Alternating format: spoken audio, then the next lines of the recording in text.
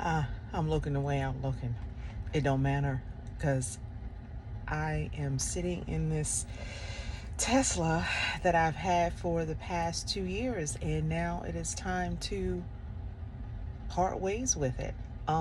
This was one of the cars that I absolutely loved. I had first seen it and I was like, what is that? I think I was in Miami. I can't even remember what year it was, but it was probably like 5 or 6 years ago. And I had first seen the Model X, so the one with the Falcon doors, and I was like, I had to have it until I saw that price tag. So a few years after that, they came out with the Model Y, and I'm like, this is going to be the perfect family car. So in 2022, I came home. Well, I placed the order at the end of 2021, and then in 2022, I was finally able to pick it up. But and I loved it. I absolutely loved the car. I love the philosophy that Elon Musk and Tesla had at the time. I loved his mindset and what he wanted to do for the planet, and just how he was directing the company. But then a few years later, I think it was in 2023, 2024, when that article came out from I think it was the Los Angeles Times, the LA Times, about how my people, black people, were being treated at the Fairmont factory in California. And I was like, oh gosh, I don't know if I can keep driving it. But, continued on. It was like, well, maybe that was an isolated incident. But, my father always said, when a person shows you who they are the first time, believe them.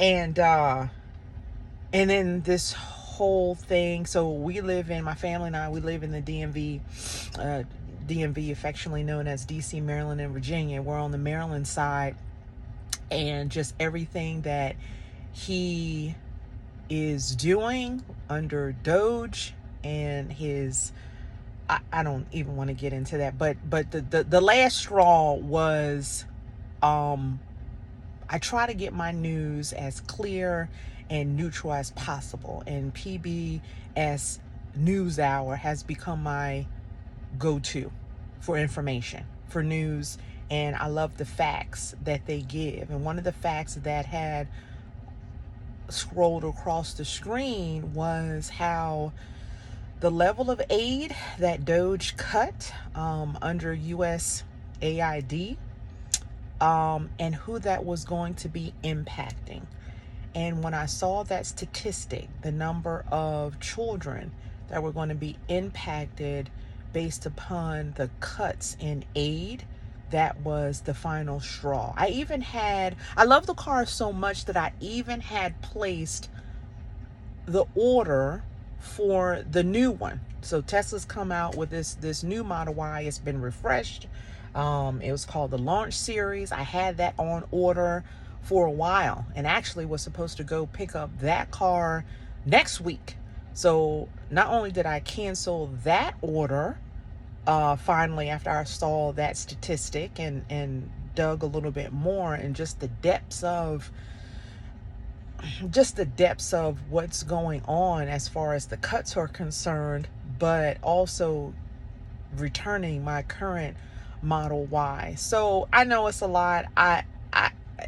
I was just sitting in here processing as I was cleaning out the car, and why I'm doing it and how I'm feeling, and just unable to separate the two. I mean, I don't know how people are, but for me and mine, I cannot be a good steward of what I'm giving if I continue to support someone who is wreaking havoc to so many people. I don't even, the people who really got me, yes, I do have family and close friends that, contract and work for the federal government. That's one thing.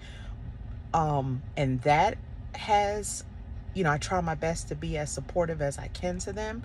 But the part that, we don't even know what the effects are going to be in the next, quarter or next 6 months. So a part of me is like, how can I continue to support someone who's causing so much turmoil and confusion and pain and I can't. So I don't know what's next. I have not found a car that captures my attention like the Tesla did. In every car that I've had, from the Mercedes R350, why did they stop making that? That's a whole nother conversation. To the Mini Cooper Countryman, to the Land Rover Discovery Sport, to this Model Y. Every car that I've had, I'm like, oh, I gotta have that. Thank you, Lord, for blessing me with the means to be able to get it. So I'm just gonna be without a car for a while until I decide. But goodbye, Model Y. It's been an incredible ride, and it won't be until next time, because I'm done.